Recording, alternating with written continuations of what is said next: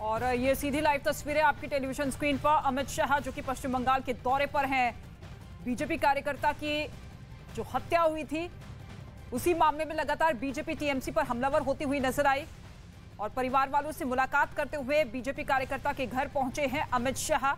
BJP कार्यकर्ता की मौत हुई थी और उनके परिवारों से मुलाकात करते हुए अमित शाह, हालांकि आज उनका स्वागत भी होना था लेकिन बीजेपी कार्यकर्ता की मौत की वजह से उनका स्वागत का कार्यक्रम टाला गया। और फिलहाल ये लाइव तस्वीरें आप देख रहे हैं बीजेपी कार्यकर्ता के परिवार से मिलते हुए अमित शाह, उनका ढांढस बंधाते हुए। बंगाल दौरे पर अमित शाह हैं, उनके दौरे की शुरुआत हो चुकी है और अपने दौरे के साथ सबसे पहले बीजेपी कार्यकर्ता के परिवार वालों से मिलने पहुंचे। फंदे से लटका शव मिला था बीजेपी कार्यकर्ता का और उनके परिवार वालों से इस वक्त बातचीत करते हुए अमित शाह, पूरा मामला जानते हुए, परिवारों का दुख सुनते हुए, ढांढस बंधाते हुए अमित शाह। बीजेपी कार्यकर्ता अर्जुन की मौत हुई थी, फंदे से लटका शव बीजेपी कार्यकर्ता अर्जुन का मिला था, जिसके बाद लगातार कई तरह के सवाल उठते हुए नजर आए। और अब ये लाइव तस्वीरें आप देख रहे हैं काशीपुर से, जहां इस वक्त गृह मंत्री अमित शाह पहुंचे हैं। बीजेपी कार्यकर्ता के परिवार वालों से इस वक्त उन्होंने मुलाकात की। उनका स्वागत समारोह भी होना था लेकिन इस पूरे मामले को लेकर उनका स्वागत कार्यक्रम टाला गया। और फिलहाल ये तस्वीरें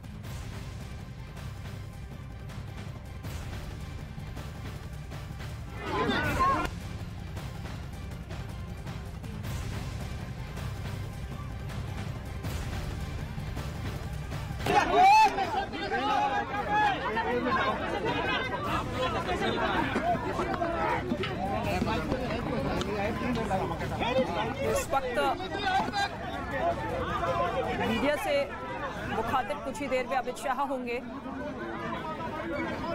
अब सुनिए क्या कुछ अमित शाह कहते हैं।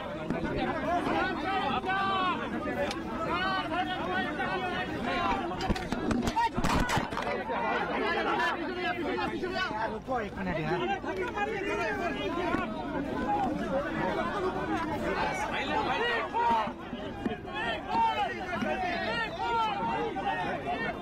बैठ जाओ बैठ जाओ।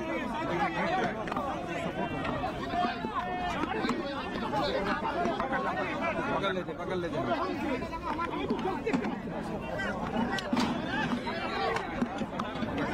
इसने लगाया अपना लाइव चल रहा है। तेरा कहाँ गए?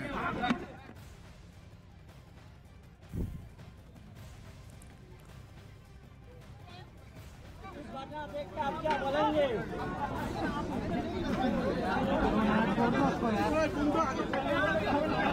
इसका बरोबर है,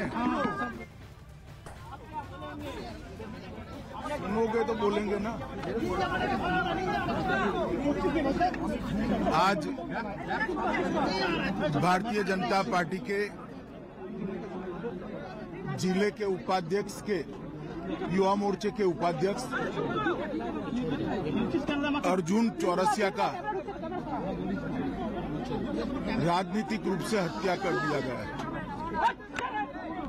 उनके परिवार का ये फरियाद है कि उनकी जघन्य हत्या हुई है। कल ही तृणमूल सरकार के 1 साल हुआ है, उसके दूसरे ही दिन बंगाल में राजनीतिक हिंसा, राजनीतिक हत्या का परंपरा फिर से शुरू किया है। पूरे बंगाल में जहां पर भी जाते हैं राजनीतिक हिंसा, प्रतिशोध में हत्याएं और विरोधी राजनीतिक दलों के कार्यकर्ताओं को चुन चुन कर निशाना बनाने का अनेक उदाहरण हमारे सामने आए हैं। भारतीय जनता पार्टी अर्जुन की हत्या की चौरसिया की हत्या की घोर निंदा कर रही है और हम भारतीय जनता पार्टी के सभी लोग न्याय की अदालत के सामने जाकर जिन्होंने भी चौरसिया का हत्या किया है उनको इस जघन्य हत्या का कड़ी से कड़ी सजा मिले वो सुनिश्चित करेंगे। मैं आज पूरे बंगाल की जनता को ये बताना चाहता हूं कि इसी के खिलाफ भारतीय जनता पार्टी लड़ रही है। बंगाल के अंदर विरोधियों की आवाज को कुचल देना, हिंसा और हत्याओं से डराने का प्रयास करना, पहले कम्युनिस्ट शासन में और अब उससे बढ़ चढ़कर तृणमूल कांग्रेस के शासन में हुआ है। मैं पीड़ित परिवार से मिला हूं। पीड़ित परिवार की चौरसिया की दादी को भी नहीं बख्शा गया, उनको भी मारा गया। उनके कहने के हिसाब से जोर जबरदस्ती चौरसिया के मृतदेह को परिवार से छीना गया है। भारतीय जनता पार्टी के कार्यकर्ता अदालत के सामने गए हैं कि इसका वीडियोग्राफी के साथ पैनल पोस्टमार्टम हो और इसकी जांच सीबीआई को सौंपनी चाहिए। अनेक चुनाव के बाद अनेक हत्याओं का सिलसिला थमता नहीं है। कल 1 साल समाप्त होने के बाद जैसे संदेश दे रहे हैं कि हम रुकने वाले नहीं हैं। भारतीय जनता पार्टी हिंसा की राजनीति में ना विश्वास करती है, ना हिंसा की राजनीति से डरती है। हम कानून की अदालत में इतना सुनिश्चित करेंगे कि चौरसिया के हत्यारों को कड़ी से कड़ी सजा दे। जिन्होंने भी ये कांड किया है उन सबको अदालत के कटघरे में खड़े करेंगे। डर का माहौल पैदा करने के लिए स्वाभाविक रूप से डर का माहौल पैदा करने की साजिश भी है और प्रयास भी है। पहले ह्यूमन राइट कमीशन, अनुसूचित जाति के कमीशन और महिला आयोग ने इस बात को कोर्ट के सामने रखा था।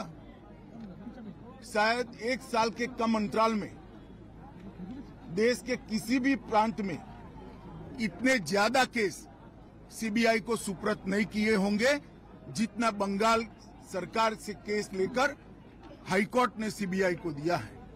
यही बताता है कि कोर्ट को यहाँ की कानून और व्यवस्था और पुलिस पर भरोसा नहीं रहा।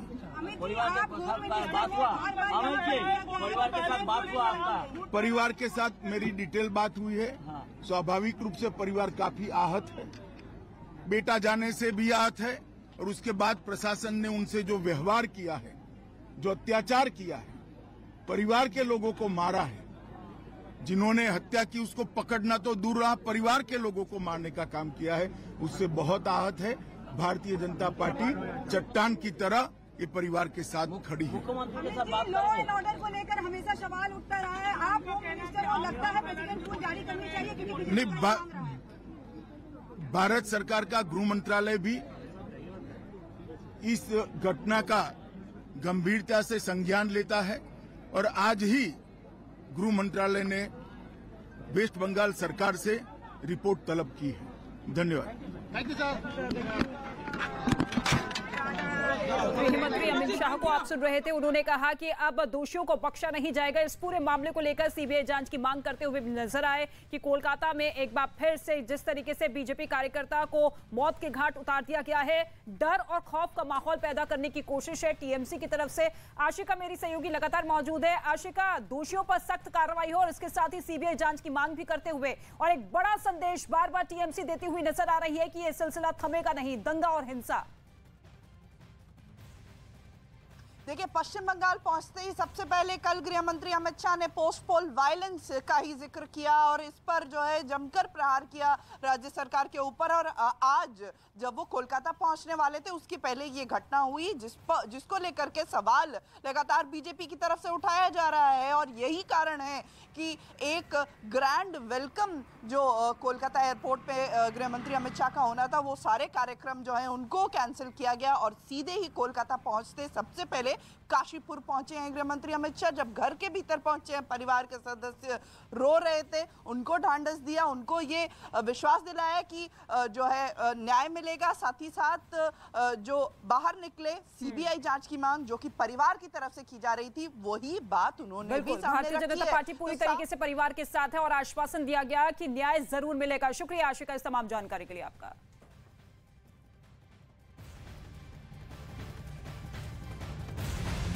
और पूरी दुनिया की निगाहें इस बात पर टिकी है कि 9 मई को क्या होगा। इधर यूक्रेन में कई जगह रूसी सेना रिहायशी इलाके को निशाना तो बना रही है, अब रूसी सेना आर्थिक ठिकानों पर भी हमला शुरू कर चुकी है। रूसी सेना ने राजधानी कीव के नजदीक होरेंका में जर्मनी की कंपनी के एक गोदाम को तबाह कर दिया है। न्यूज 18 की टीम ने मौके पर पहुंचकर वहां के हालात का जायजा लिया है। ये रिपोर्ट आप देखिए।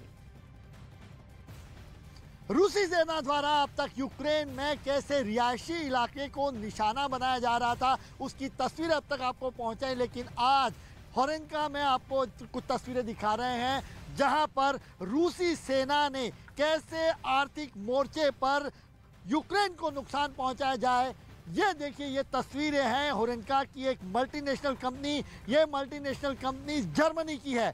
जर्मनी के रिश्ते न यूक्रेन से बिगड़े हैं, न जर्मनी के रिश्ते रूस से खराब हुए। बावजूद रूसी सेना ने इस बड़ी कंपनी को, जो मल्टीनेशनल कंपनी है, ये कंपनी का काम दरअसल हम देखें तो पूरे जो यूरोपियन देशों से जो सामान आता है और यूक्रेन में यहाँ पर लाया जाता है, ये लॉजिस्टिक वेयर हाउस है जर्मन कंपनी का, उसको यहाँ पर सारी जो चीज़ें हैं उसको यहाँ पर लाई जाती है और उसके बाद यहाँ से डिस्पैच होती है। यूक्रेन के किसी भी हिस्से में जानी है वो सारी चीज़ें इसी लॉजिस्टिक हाउस से यहाँ पहुँचाई जाती है। लेकिन इस जर्मनी की कंपनी को भी रूसी सेना ने एयर स्ट्राइक करके निशाना बनाया था। आप देखिए, कोई भी एक कोना भी यहाँ इस कंपनी का बाकी नहीं रहा। लगातार यहाँ जो हमें जानकारी दी जा रही है, लगातार यहाँ पर एयर स्ट्राइक हो रही थी। एक विमान जा रहा था, दूसरा आ रहा था और लगातार, यानी कि स्पेसिफिक जानकारी होगी इस कंपनी की और उसके बाद ही इसको निशाना बनाया गया।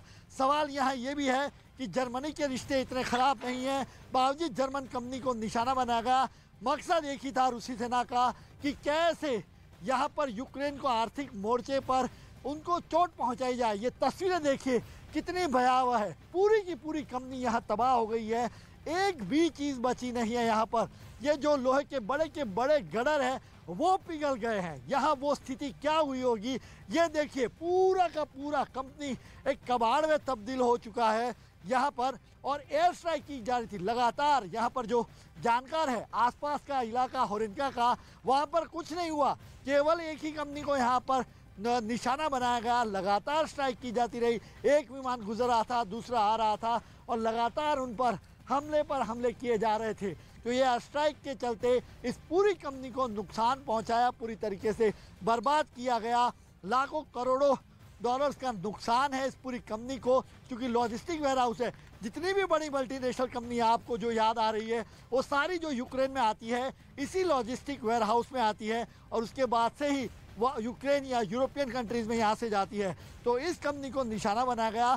तस्वीरें देख लीजिए, कैमरामैन पंकज तोमर ने आपको तस्वीरें दिखाई। दोनों छोर में ये पूरा लंबा इसका जो फेज़ है वहाँ पर ये पूरी कंपनी का गोडाउन बना हुआ है और कैसे इस जर्मन कंपनी को चुन कर निशाना बनाया गया और पूरी तरीके से इस कंपनी को यहाँ पर आप देखें पूरी तरीके से तबाह बर्बाद होती हुई साफ तौर पर यहाँ पर देखी जा रही है। पूरा माल सामान जितना था अंदर रखा था वो भी पूरी तरह से यहाँ पर ख़त्म कर दिया गया और बड़े बड़े यहाँ पर क्या स्थिति रही होगी, एयर स्ट्राइक में कितना पावरफुल होगा, जो मिसाइल दागी गई, जो बम गोले बरसाए गए, सारे के सारे बड़े के बड़े जितने मजबूत लोहे के गडर वो भी पूरे टूटे बिखरे यहाँ पर आपको साफ तौर पे देख रहे हैं। तो न्यूज़ 18 इंडिया के टीवी स्क्रीन पर जर्मन की इस कंपनी के कैसे हाल किए ये आप देख रहे हैं। ये या इस इलाके में होरेनका और आसपास के इलाके में ये केवल एक बड़ी कंपनी जिसको चुन चुन कर रूसी सेना ने निशाना बनाया था।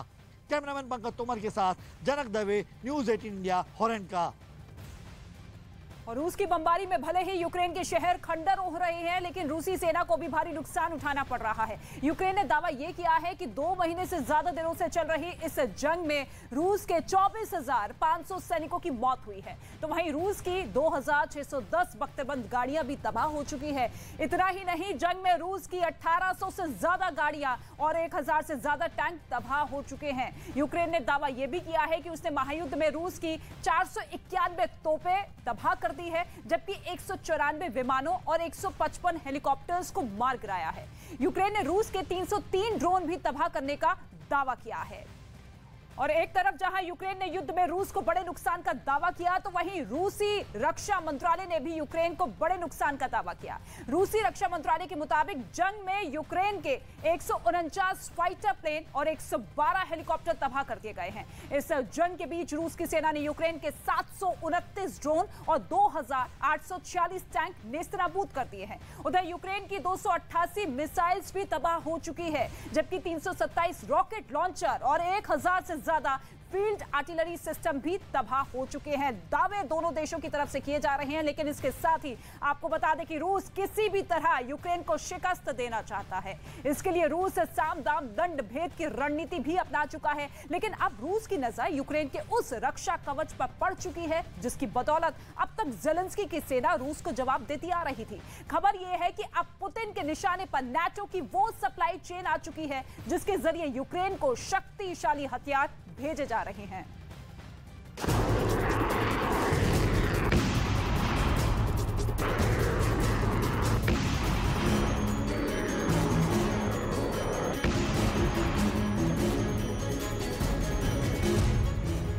ज़ेलेंस्की की ताकत पर पुतिन का प्रहार।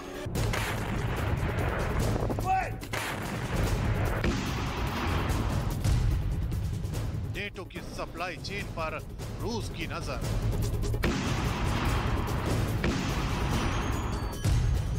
यूक्रेन के रक्षा कवच को ध्वस्त करने की तैयारी। पुतिन की आखिरी सौगंध। भले ही यूक्रेन के खिलाफ जंग में रूस तबाही की कहानियां लिख चुका है, लेकिन जंग के मैदान में ऐसे कई मौके आ चुके हैं जब यूक्रेन की सेना रूस पर भारी पड़ी है और इसी बात ने पुतिन का चैन छीन लिया है। यही बात है जो पुतिन को दिन रात खाए जा रही है, क्योंकि दुनिया की सबसे ताकतवर वॉर मशीनरी पर यूक्रेन का पलटवार सिर्फ पुतिन को ही नहीं बल्कि पूरी दुनिया को चौंका रहा है। यही वजह है कि पुतिन अब यूक्रेन के उस रक्षा कवच को ध्वस्त करना चाहते हैं जिसकी बदौलत बार बार ज़ेलेंस्की की सेना रूस को अपने मिशन में कामयाब होने से रोक रही है।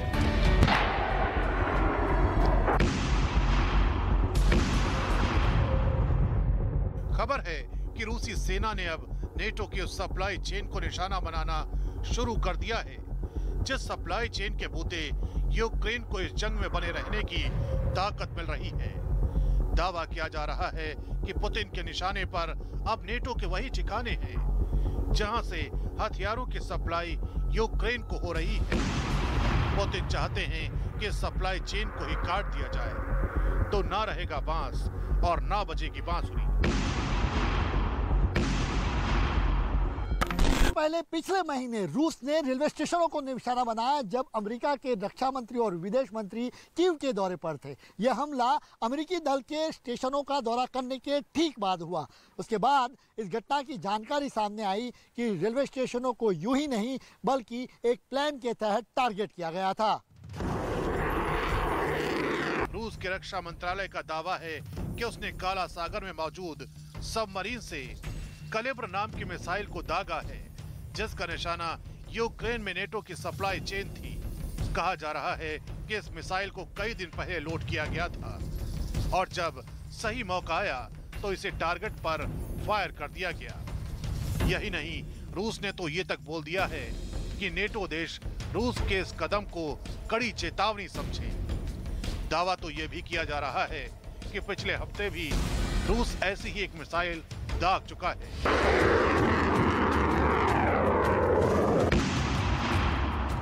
जिसकी तस्वीरें भी जारी की गई, जिसमें काला सागर के बीचों बीच एक सबमरीन से कैलिबर क्रूज मिसाइल आसमान में जाती दिखाई दी।